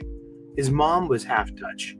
His mother's father, his grandfather, was a Dutch businessman in Hong Kong, and so it was like so much so that when Bruce wanted to train with Yip Man and Wing Chun, the other students in the Wing Chun school said to Yip Man, he's not a real Chinese, he's a mongrel, he's not full-blooded. You can't have him study Wing Chun with us. And Yip Man ignored them and trained Bruce. That's true. And so, but Shang-Chi had his mother retconned in 2021, right about the time that Alyssa Wong is taking over, Shang-Chi, like Iron Fist. And so it's like I got on an Asian AAPI block list. And so I got blocked by Greg Pak and Alyssa Wong. So you both. I will never buy any of your magazines. I can't root for you. I'm sorry. And how does that help a local comic book shop? See, I can be negative. I got outrage in me. See? Oh, okay. I just wonder if she should end up in a category like Poison Ivy and Harley Quinn if they were shown with a male character in a relationship would cause a meltdown. Well, because Poison Ivy and Harley Quinn make Harlivy, and they're beyond shipping. They are an iconic power couple, and to take that away from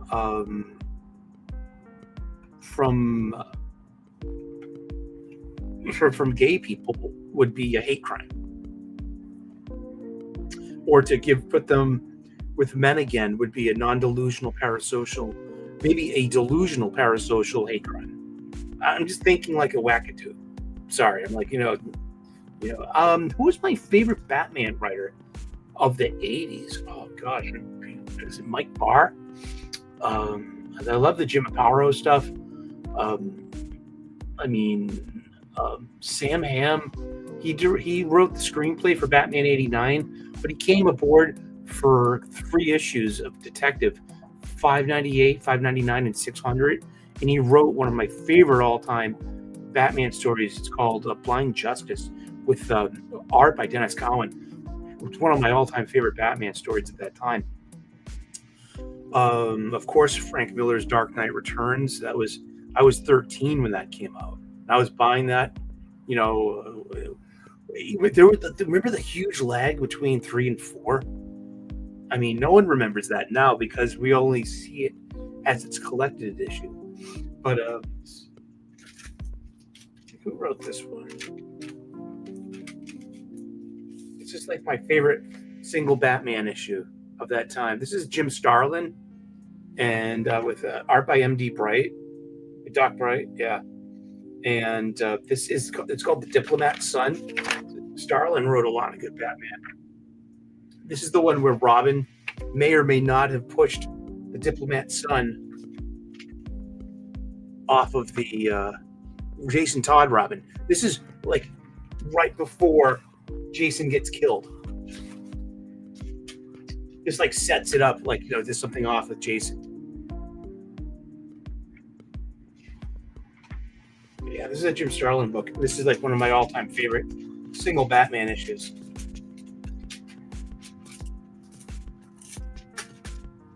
Yeah. What else did I read this week? Psylocke and Spider-Girl #3 by Torrin Grönbeck. Oh, this gave me a headache. It was so bad. I read this right after Exceptional X-Men, so I had the biggest migraine you could imagine. Star Wars #4 by Charles. No, it's not by Charles. It's by Alex Segura with boring art by Phil Noto. I'm sorry. I love Phil Noto's artwork, but he does great covers, but he does not do good action scenes. And it's just got. It's so. I don't want to talk shit about Phil Noto. I like him. I really do. He has great faces. He is very photorealistic. He's got a great style. I've always liked him. But then you get really bad. Like, look at this panel. Like, speed lines. You know what I mean? Where is it? I mean, this is Phil Noto art. I mean, he's got great faces, but that's about it. And yeah, I mean, just I don't know. Look at that helmet. I mean, I don't know. It's about composition. It's about putting the illusion of motion there. I don't know. It comes off as very flat to me.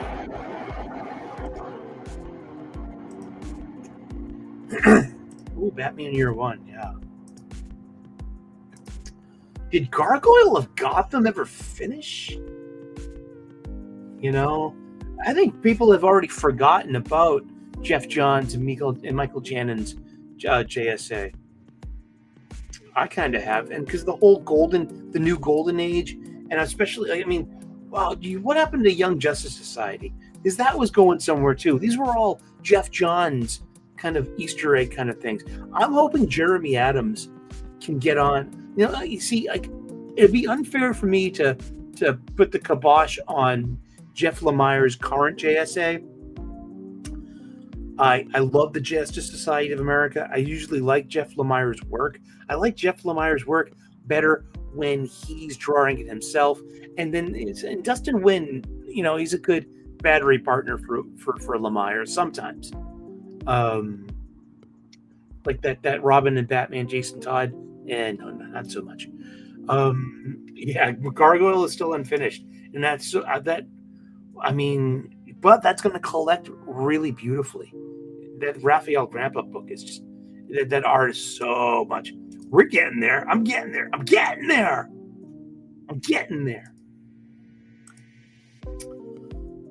Yeah, issue 4 is yet to come out. Current JSA really stepped it up in the last couple of issues. That's cool. That's good to know. I mean, I really root for JSA. It's one of my favorite books. But like I said, just I don't know. Hopefully Jeremy Adams is going to get JSA one of these days, and we're going to have a treat there's going to be treats for all of us. I would love Jeremy Adams to write a Justice League book and the next Crisis. That would be great. Like, who should write the next Crisis at DC Comics? Mark Waid, Peter Tomasi, or Jeremy Adams? I mean, Scott Snyder's great, but he already did Death Metal and Death Metal. He already had his. That was a Crisis. Those were Crisis books. Those reset the universe. Yeah, but all good things. ... At least we got it. It went twice as long as it was supposed to. It did have a good enough. It had good enough sales that it went 12 issues instead of 6. 4 issues. Interesting, true. Probably because it's going to have a shitload of tie-ins, too. Maybe they are listening to fans about event fatigue and about useless tie-in issues. Maybe. You never know. What else do we... Oh, yeah, Ultimate Black Panther by Brian Hill with art by... is it Phil Nieto? Carlos Nieto. I really enjoy the heck out of this book. Really, really, really do. And I'll be sad when this book is gone. All the Ultimate books are coming to an end. It kind of put my kibosh on the love of like where's Ultimate Spider-Man going? Who cares? It's going to issue 24, and then Dennis fucking Camp takes over for Ultimate Endgame. I can't get any lead in my pencil for Dennis Camp's stuff. And it's not because he's a Kefia Karen. It's because he lets his Kefia Karen feelings come through in his work. He's just this is platform for activist statements. I don't fuck you. It's general audience product. Entertain us all. Here we are now. Entertain us. Let me catch up with the chat here a little bit. Ultimate Wolverine has been extended for 4 more issues during the Ultimate Endgame, probably because it's their bestseller. And I really like the lens art ones. Those were my 2 favorites. Yeah, really? Wouldn't that be good? It's going on hiatus. New Gods isn't ending, I believe. I saw a bunch of people talking on League that it was just going on hiatus after 12, as per Ram V's tweets. Maybe. Batman and Robin by Frank Miller and Jim Lee is incomplete because it leaves us hanging, right? Yeah, that's true. Yeah. I will not be reading any Ultimate books after Ultimate Spider-Man. Correct. Me neither. I'm with you. Yeah, I'm done with it. I'm not saying Ultimate Spider-Man is a disappointment. I keep saying that Ultimate Spider-Man is the Sopranos of superhero comic books. It's got, I can see it. I can feel it. I'm a huge Sopranos fan. And that's exactly, I feel, what Hickman's going for. But I just don't think no. I feel so obligated just to finish this. It's a bummer. Sorry. But Ultimate Black Panther is a fun book. It always has action, and it always has intrigue, and it's always got great action scenes. It's packed. This is a really good book, and it has been for 19 issues. I mean, people are sleeping on Black Panther. Please give it a chance. Venom, Black, White, and Blood. We've got it's an anthology style book. We've got a tale by Dave Michelini, one by Ryan North, and another by J.M. DeMatteis. They were all pretty good. There were 3 for 3 in this. So it's a black and white book with the occasional red coloring for blood. I like that. I like black and white books. Let's see what else came out this week. Vision and the Scarlet Witch, number 4. Did I even read this, or did I just?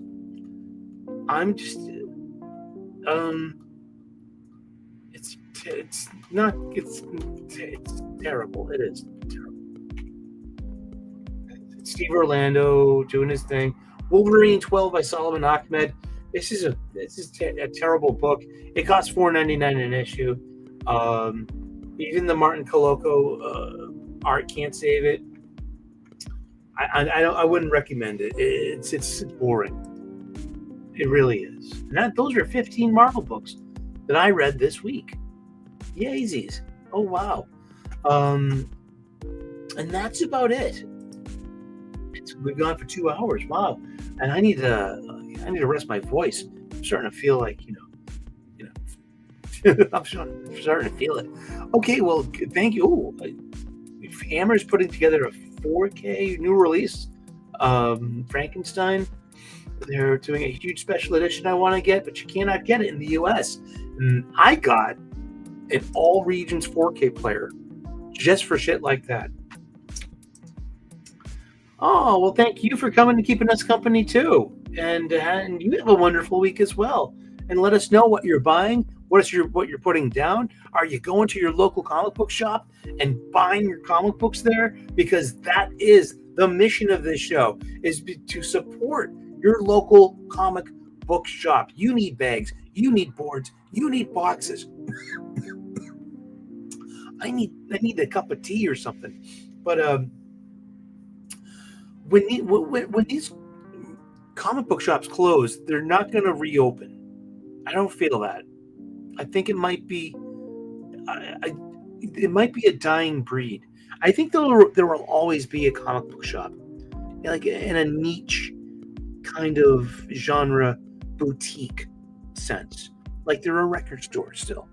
You get used records, new records, and supplies. You get a needle for your turntable, maybe some cords for your speakers. It's a physical media store, and they're beautiful and they're wonderful. And to go in to peruse the bins and the shelves and to spend some money. And remember, these are local businesses. These are the mom and pop brick and mortar shops. This is the American dream in action, small businesses. So we can help keep these small American businesses afloat. Instead of going to our online supply chain, we can pick up our supplies and our new releases and our old stuff and trade paperbacks at our local comic book shops and help keep them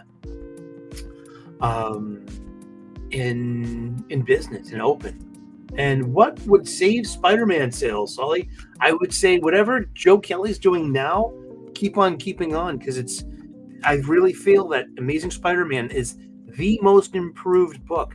Seeing its track record, seeing, from the Zeb Wells, nadir of fun, to Joe Kelly taking up the end of that volume with 8 Deaths of Spider-Man and having kind of like, I thought it was kind of mediocre, but it gives Pete,